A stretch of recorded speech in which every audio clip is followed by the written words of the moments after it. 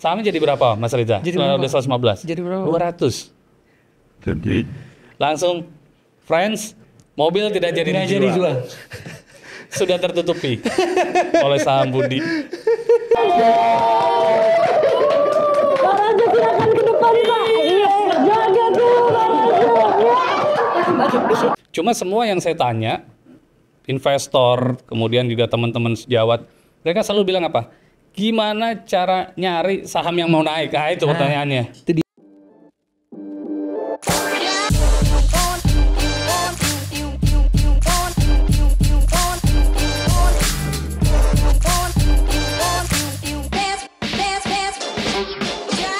Halo sahabat Mirai Aset, kembali lagi di Bicara Uang. Kali ini ditemenin barengan sama Reza Al-Qadri. Kita pengen ngobrol-ngobrol barengan sama bintang tamu kita yang dia adalah seorang Head of Investment Solution di Mirai Aset Sekuritas.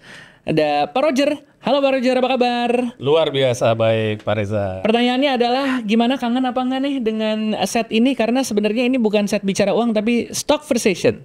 Yang benar hari ini Stock bukan. Conversation. Gimana Pak? Maunya gimana Pak? Bapak maunya apa saya ikutin Pak? Conversation saya terakhir tahun lalu kayaknya tampil Pak Reza. Kangen Pak?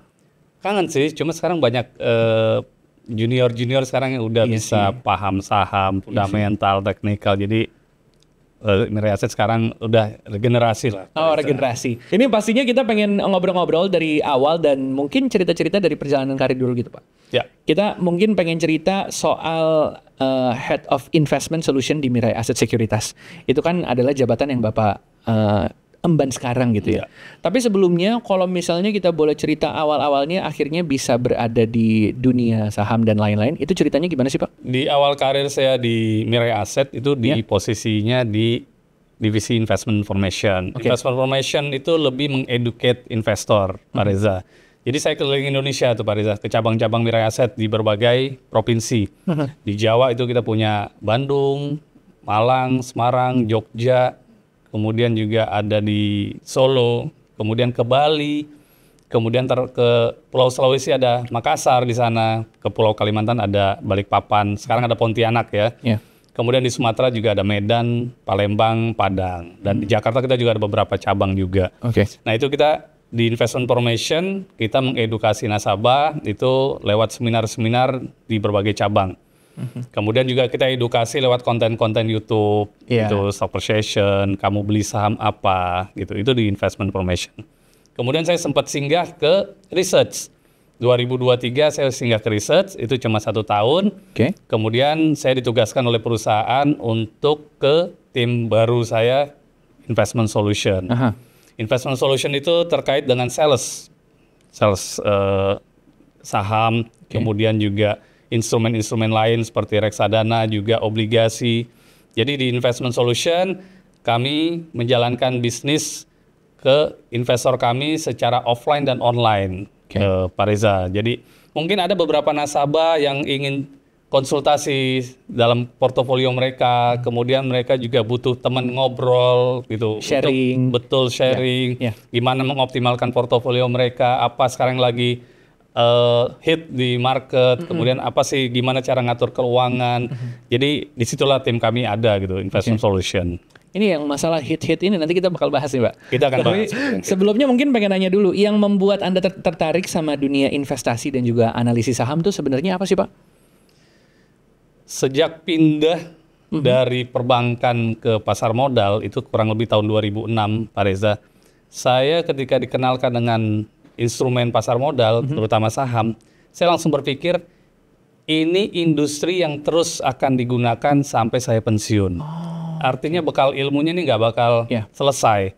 Setelah pensiun saya masih tetap bisa dapat passive income, saya masih bisa dapat tambahan pendapatan itu dari instrumen investasi, terutama di saham. Jadi ketika memilih terjun ke industri ini, saya udah memikirkan matang-matang, ternyata ini loh industri yang bisa kepake terus sampai saya pensiun. Jadi ilmunya juga long term ya? Long term investment. Itu dia. Kan Bapak emang terkenal dengan analisisnya nih Pak. Dan kita pengen ngomongin juga sebenarnya kalau dari Bapak sendiri, cara mendeskripsikan pendekatan dalam menganalisis saham tuh seperti apa nih Pak? Susah nih analisis saham sebetulnya. Ada 880-an kalau nggak salah 880 saham di pasar modal. Itu gimana menganalisa 880 saham gitu.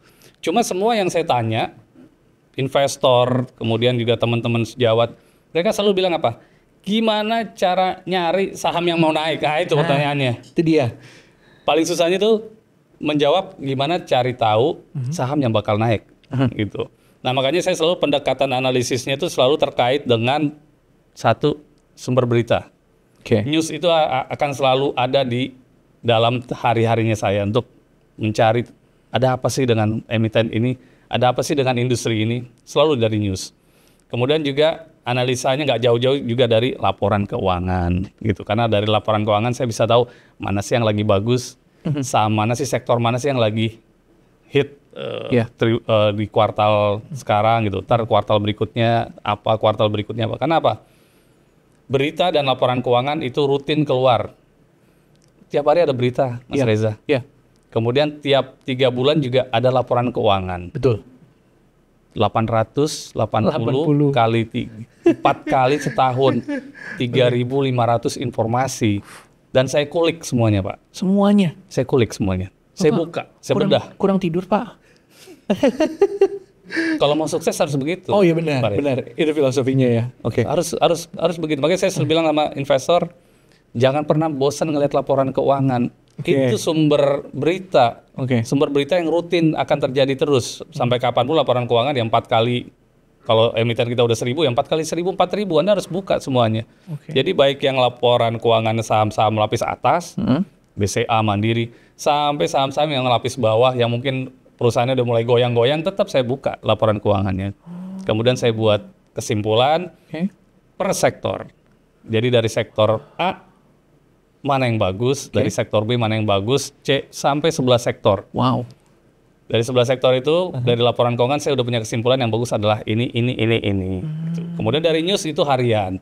Jadi ada tambahan pendapatan harian lah. Kalau dari news itu menarik, biasanya juga suka ikut campur juga gitu. Jadi ada tambahan insight. Betul. Yang mempengaruhi penilaian Bapak sendiri seputar sahamnya gitu ya. Betul. Kan pastinya seorang itu bisa sampai di titik seperti Bapak ini kan teguh sama filosofi nih. Kalau misalnya kita boleh tahu ya, filosofi investasi yang Bapak pegang sampai sekarang tuh apa sih, Pak? Yang paling saya disiplin itu di instrumen pasar modal tuh money management. Filosofi saya harus kuat di money management. Pada saat market kita tahu mau turun, kayak sekarang ini mau turun, mungkin saya ngurangi porsi di saham. Pada saat market lagi pengen bagus, bullish, mungkin saya porsi di sahamnya akan saya tambah.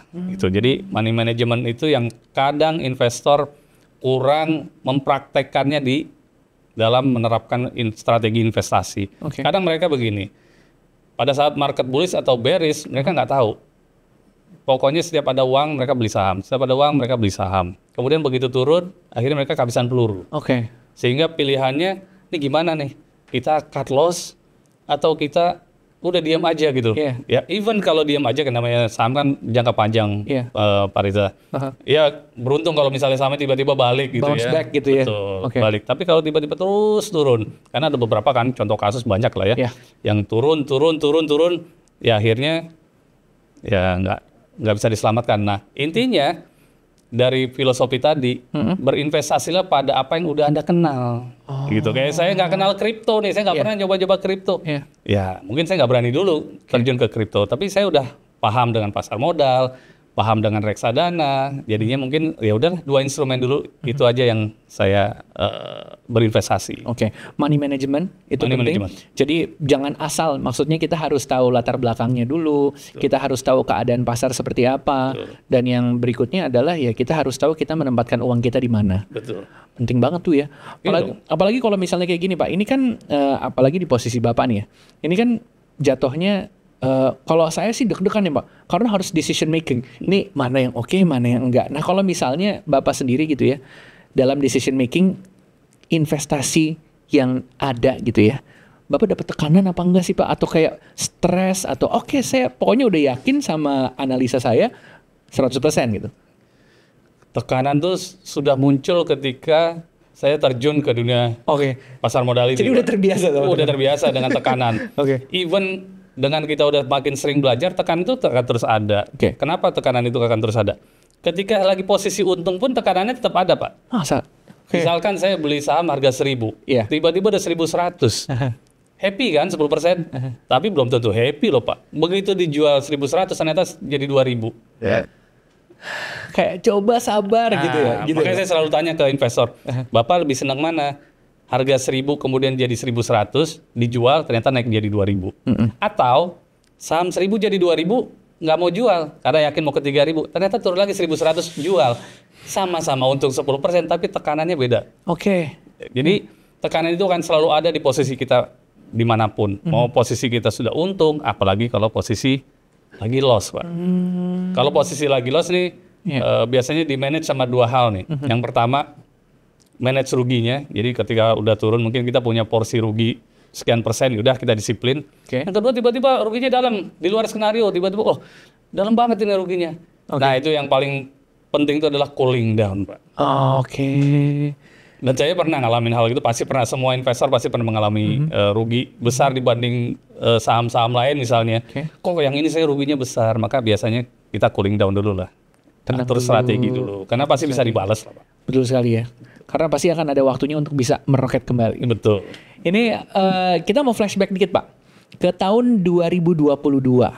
Nih boleh mungkin kita lihat video yang satu ini, Pak. Ini ada video nih, silakan Pak lihat dulu nih, Pak. Habis itu dijelasin ya ini momennya soal apa, Pak. Over session sekarang kita sedang ada di pertarungan sengit antara Pak Agung dan Pak Roger, yang katanya Pak Roger itu mau joget kalau saham apa tadi GDST bisa sampai 150. Kita melihat Pak Roger mukanya sudah mulai memerah, sahabat Mira Aset. Apakah tercapai ini impian kita semua melihat Pak Roger joget? Gimana Pak Agung tanggapannya? Tanggapannya berarti diperpanjang stop session. Oke, kita lihat ya. Tolong yang 150 market maker, dengarkan doa kami ya. Tolong dimakan. Silakan berdiri di depan sini dong, Pak. Silakan. Pak Raja silakan ke depan, Pak. Iya, jaga dulu Pak Raja.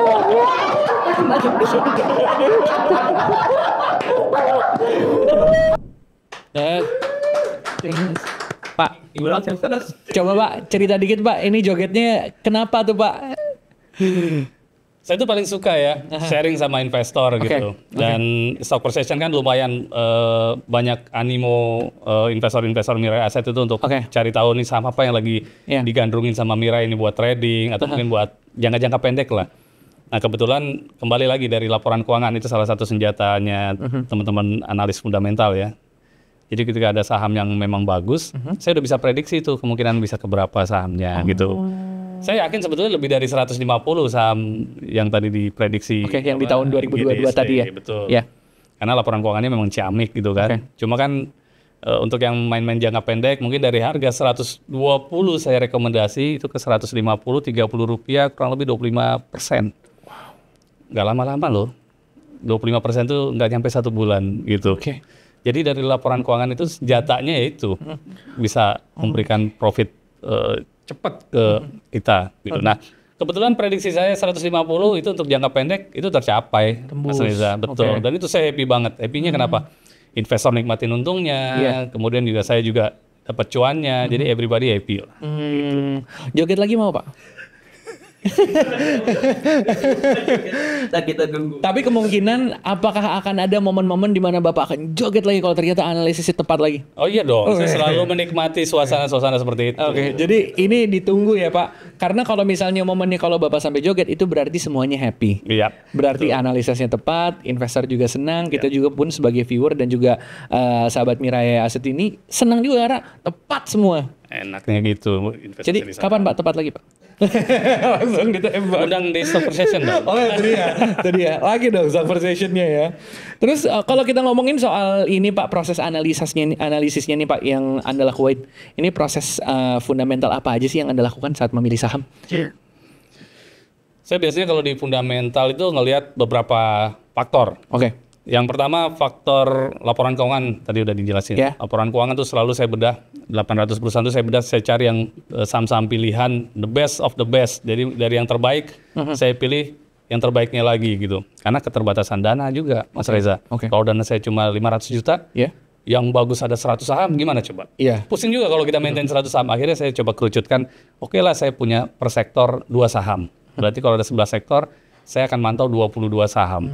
22 saham nggak harus dibeli langsung saat itu juga, tapi saya pantau terus. Ketika ada yang koreksi, biasanya saya udah mulai akumulasi. Kemudian yang kedua, itu aksi korporasi. Ini juga yang banyak investor yang belum paham dengan aksi-aksi korporasi dari emiten. Misalkan ada perusahaan yang mau stock split. Maka stock split itu kan sentimen bagus apa sentimen buruk nih? Pertanyaannya kan gitu. Harus dimengerti dulu oleh investor. Kalau ini sentimennya bagus, maka jangan dilepas sahamnya, dipantau. Tanggalnya tanggal berapa nanti aksi korporasinya? Oke, 2 minggu sebelumnya atau mungkin 1 bulan sebelumnya, saya coba beli dulu deh. Gitu. Kalau sentimennya positif. Test the water. Betul. Oke. Kemudian yang ketiga, sentimen sektoral. Nah, ini yang paling penting nih. Yang ketiga nih, sentimen sektoral. Di sentimen sektoral ini, kita paling susah nih menentukan sektor apa sih sekarang yang lagi digandrungin sama investor, sama pelaku-pelaku pasar gitu. Karena tahun 2022 kemarin, itu batu bara. Ya, karena kan perang, kemudian stagflasi, kekurangan bahan baku, akhirnya saham-saham energi naik ke atas. Melesat ya. Betul. Kemudian tahun 2022 itu pas COVID, 2021 itu pelayaran. Kenapa pelayaran? Karena pas COVID, semua kapal nyender mungkin. Kekurangan alat transportasi di laut gitu. Jadi saham-saham kapal harga sewanya naik sehingga kinerja dia naik karena efek dari kondisi makroekonomi tadi. Jadi 3 hal itu yang harus dipegang oleh investor. Ini ada contoh Mas Reza, laporan keuangan salah satu faktor yang tadi saya sebutkan. Itu di HOTS itu ada di menu 1921 dan beberapa investor kadang suka nih ngelihat laporan keuangan itu sebagai dasar mengambil keputusan. Ngelihat angka-angka seneng nih. Betul, apalagi yang hijau-hijau, Pak. Hijau-hijau paling enak, seger gitu. Betul. Nah, ini bisa dilihat, saya ngambil contoh aja, ini bukan rekomendasi ya. Ini salah satu contoh saham Transpower Marine. Ini perusahaan pelayaran. Di 2024, ini saya lingkarin di tahun 2024 kuartal pertama, first quarter. Laba bersihnya 90, net income 90,5 miliar. Nah, dibandingkan sama tahun lalu, tahun 2023 first quarter. 73 miliar. Jadi 73 miliar ke 90 miliar ada pertumbuhan sekitar 17 miliar atau sekitar 20%. Nah, ini udah masuk list saya langsung. Wah, bagus nih, tumbuh 20%. Growth-nya bagus. Betul, growth-nya ada growth di situ. Kemudian dari 880 emiten tadi, kebayang kan Mas Reza, berapa yang bagus? Iya, benar. Banyak kan pasti kan? Nah, kemudian didukung lagi sama rasio. Oke, semuanya bagus nih. Mana yang kita pilih nih dari yang bagus-bagus ini? Karena saya selalu nemuin, 100 loh yang bagus gitu. Apalagi awal tahun. Ada kuartal 1, ada kuartal 2, ada kuartal 3, ada kuartal 4. Kuartal 1 nih momentum awal tahun, Mas Reza. Jadi ini yang harus dipegang sama investor. Ketika awal tahunnya udah bagus, kita punya asumsi kemungkinan sampai akhir tahun dia bisa aja growth terus. Karena kalau dari awalnya aja udah bagus gitu ya. Jadi kita bisa punya saham-saham yang udah dipilih di awal tahun. Nah, rasio apa sih yang mendukung? Mungkin semua investor udah tahu lah. Analis fundamental udah pada tahu lah. Yang pertama ini Mas Reza, ada yang di sini tulisannya PER. PER-nya berapa? Kemudian ada di sini PBV. Nah, 2 rasio itu biasanya yang umum dipakai oleh investor. Ngelihat mahal murah sini, menarik apa enggak sih? Semakin kecil PER rasionya sebuah perusahaan, maka makin menarik, Mas Reza. Laba tumbuh, PER kecil. Menarik banget ini. Gitu. Dan biasanya PER kecil tadi itu menjadi perhatian investor-investor untuk bisa menunggu kapan timing naiknya nih saham nih. Dan kita udah menemukan beberapa saham yang naiknya spektakuler dengan metode ini. Mas Reza, saya nemuin tuh Medco dulu tahun 2023, labanya kinclong, PE rasionya di bawah 5, sahamnya naik ke 1.200, padahal saat itu 600-an, naik ke 1.200. Jadi banyak banget contoh-contoh saham yang dengan PE rasio kecil, kemudian sahamnya tumbuh positif, itu sahamnya naik dengan cukup cepat. Berarti bisa dibilang cara seperti ini tuh analisis paling tepat untuk ngecek indikator perusahaan gitu, apa naik apa enggaknya, atau ada lagi yang lain Pak? Selain ngelihat ini apa lagi Pak indikator-indikator yang dilihat? Ada lagi, biasanya investor tuh ngelihat sehat apa enggak sih perusahaannya. Oke. Itu ada di balance sheet. Dia lihat tuh misalnya berapa sih utangnya. Ya. Current liabilities, long term liabilities. Oh, hutangnya sampai dengan kuartal 1 2024 ada 369 miliar di TPMA. Kemudian dilihat modalnya dia berapa sih? Equity-nya oh 1,5 triliun. Aman dong berarti? Iya. Aman. Karena modalnya 1,5 triliun lebih besar daripada ininya, debt-nya. Lebih besar daripada debt-nya. Yeah. Aman. Terus dilihat lagi, cash-nya berapa sih? 300 miliar. Wah, ini mah nggak ada masalah dengan perusahaan ini. Sehat ini. 225 miliar utang jangka pendek, itu belum tentu utang yang berbunga. Bisa jadi itu hutang usaha. Mungkin Mas Reza udah beli kapal, bayarnya DP itu udah dianggap utang misalnya. Dianggap liability ya? Dianggap liability, walaupun itu nggak berbunga gitu. Kayak Unilever ngambil barang dari para hubungan bisnisnya, itu udah dianggap utang, itu utang jangka pendek. Nah, pasti kan dibayar dengan cicilan atau mungkin jatuh tempo, itu baru dibayar, jadi nggak ada bunga di situ. Nah jadi kalau nggak dari komposisi seperti ini sehat. Gitu. Kalau kita lihat juga nih Pak, pasti Bapak sering ngalamin yang namanya mengambil keputusan. Keputusan investasi paling sukses yang pernah Bapak buat selama karir. So far nih ya, ini kalau kita boleh cerita-cerita sedikit yang bikin kita semangat sih sebenarnya Pak. Keputusan apa yang dulu pernah Bapak lakukan dan ini Bapak bilang, wah ini keputusan best decision I ever made? Banyak sebetulnya. Kisah sukses story-nya banyak banget gitu. Top of the list. Cuma yang paling gembira, yang paling happy saya tuh ada di 2 kasus. Mungkin lihat lagi ke layar. Ini yang mengakibatkan Bapak joget lagi atau enggak? Bukan hanya joget tapi udah happy-nya, mood-nya bagus banget gitu. Betul. Jadi waktu itu saya beli rumah di Bogor. Kurang duit. Kurang dana 50 jutaan. Kurang lebih sekitar 50 jutaan. Akhirnya saya ngobrol sama beberapa teman, ada yang mau ngambil expander saya enggak? Saya jual murah deh karena saya bulan Mei ini harus melunasi yang utang di kekurangan dana di beli rumah tadi. Kalau nggak salah pada saat itu sudah awal Mei. Jadi saya cuma punya waktu 2 minggu untuk melunasi 50 juta kekurangan dana tadi. Ternyata begitu di pertengahan Mei, itu keluar itu laporan keuangan lagi musim tuh. Wah lagi musim laporan keuangan di April akhir sampai Mei itu musim laporan keuangan. Dan saya ketemu sama yang laporan keuangannya bagus. Ketemu tuh. Dan itu salah satunya tuh nama emitennya Budi Stark and Sweetener, Budi. Gitu, Budi. Ini perusahaan di Lampung yang mengolah gula. Betul. Kenal Pak Reza? Kenal Pak. Kenal ya? Karena sweetener ya, saya tahunya gampangnya itu. Cuma saya pengen terlihat tahu gula kan Pak. Itu tahun 2021 bulan Mei. Labanya perusahaan tuh 29 miliar. 29 miliar bandingin sama tahun lalu. Tahun 2021 ini 29 miliar, nah tahun 2020-nya itu labanya 6,6 miliar Pak Reza. Jadi dari 6,6 miliar tiba-tiba jadi 29 miliar. 4 kali lipat naik dong. Kemudian saya lihat rasionya pendukung tadi pengambilan keputusan. Ternyata rasionya cuma 4,1 kali. Kan semakin rendah, semakin bagus buat dibeli nih. 4,1 kali. Harga pada saat itu Rp115. Rp115 dan langsung banyak yang belum tahu laporan keuangannya karena itu keluarnya ekspres. Nah, untuk laporan keuangan kan bisa diakses di beberapa website, ada idx.co.id, kemudian ada juga dari newspaper, ada juga website-website lain yang umum yang bisa diakses oleh nasabah, oleh investor. Akhirnya dari 115 saya mulai tuh beli 20 juta. Saya nggak tahu kalau nggak salah sampai 200 jutaan lah beli. Sahamnya jadi berapa, Mas Reza? Jadi berapa? Udah 115. Jadi berapa? 200. Langsung, friends, mobil tidak jadi dijual. Sudah tertutupi oleh saham Budi.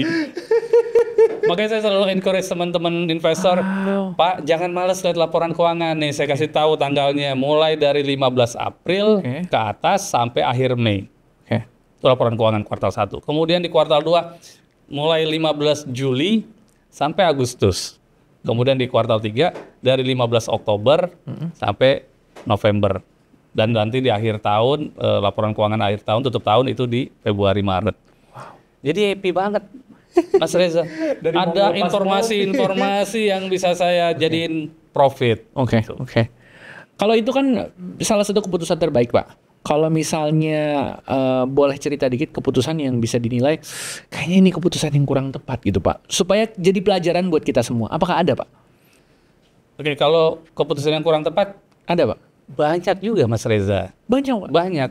Cuma kan tadi, Ya. kerugiannya terukur.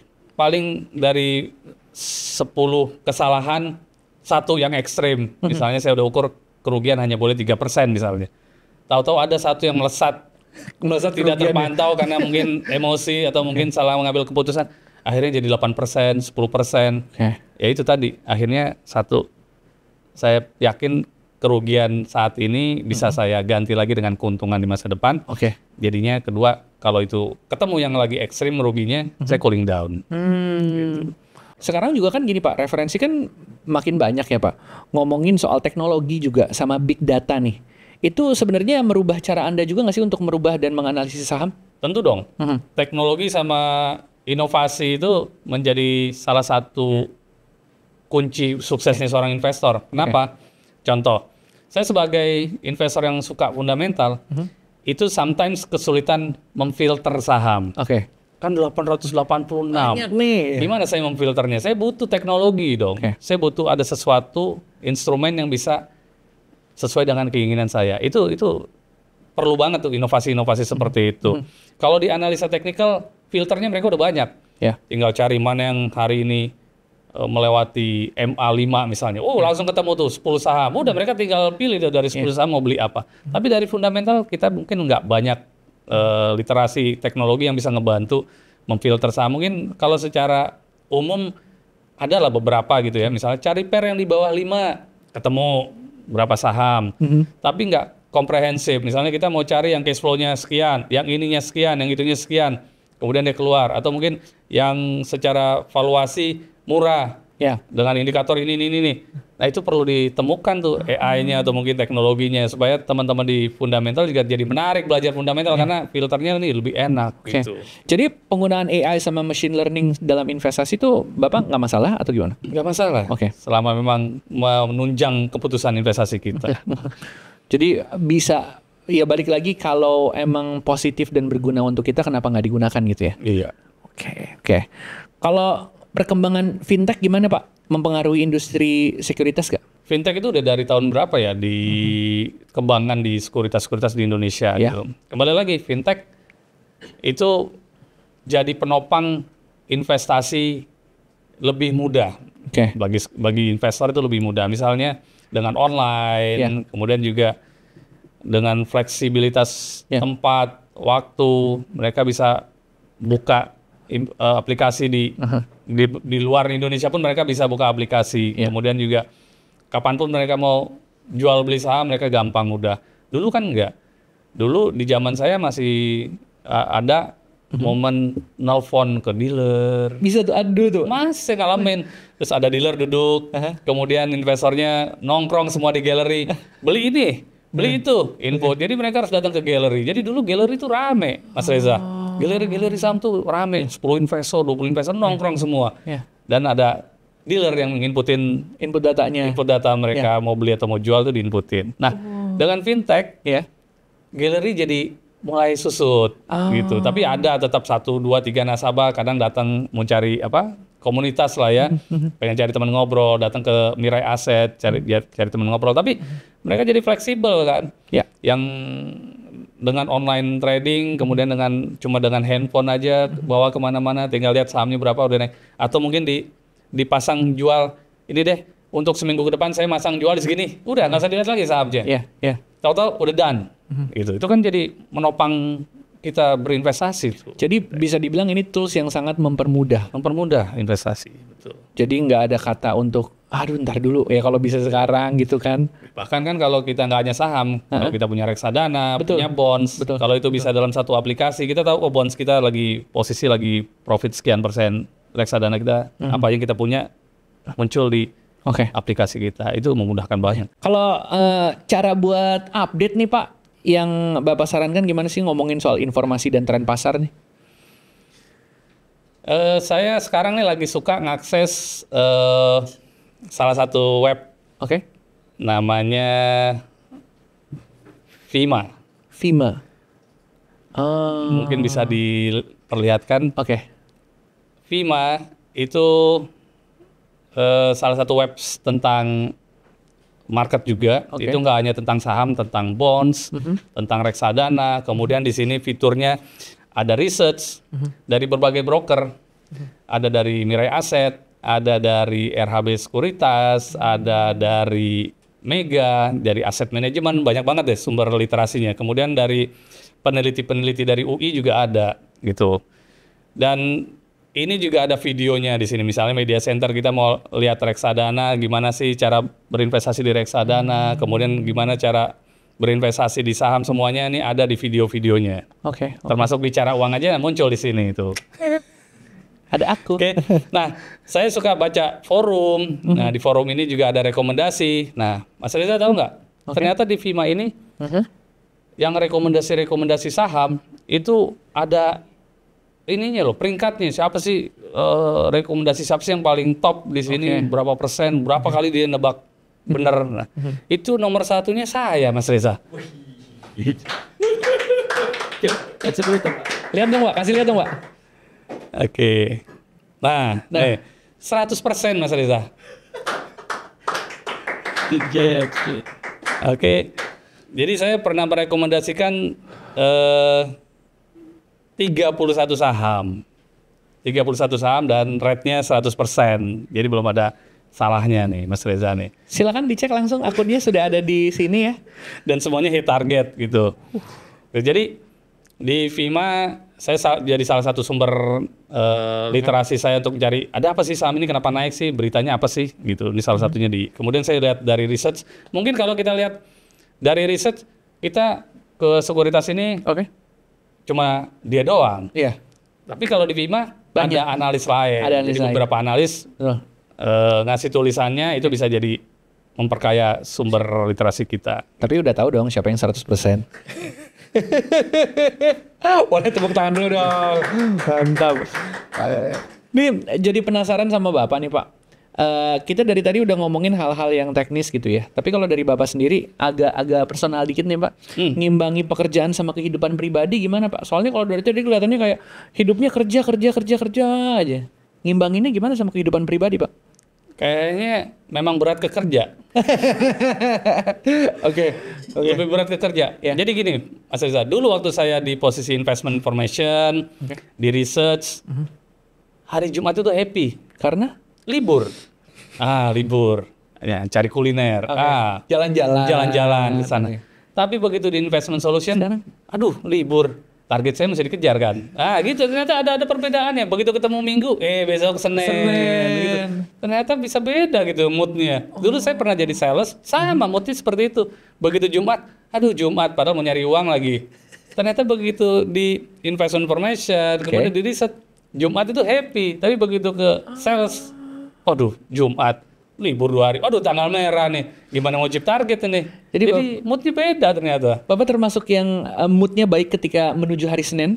Termasuk yang baik dong sekarang. Dan moodnya menurun ketika tanggal merah dan menuju weekend. Betul. Jadi makanya sekarang otaknya lebih banyak kerja ketimbang liburan gitu. Ini saya mau kasih tahu fun fact sedikit Pak seputar anak-anak muda. Banyak yang suka nyumpahin orang-orang gitu. Nyumpahinnya gini Pak. Semoga harimu berasa Senin terus. Nah kalau Bapak digituin Bapak seneng nih? Seneng dong. Thank you. Aduh. Cari target, tidak target gitu. Ada orang yang bilang gini Pak, katanya mengerjakan sesuatu yang mereka senangi atau do what you love what you do. Berarti Bapak sekarang bisa dibilang hobinya adalah hal yang berhubungan sama kerja, atau Bapak sekarang udah punya hobi lain yang masih Bapak tekuni? Untuk cooling down nih.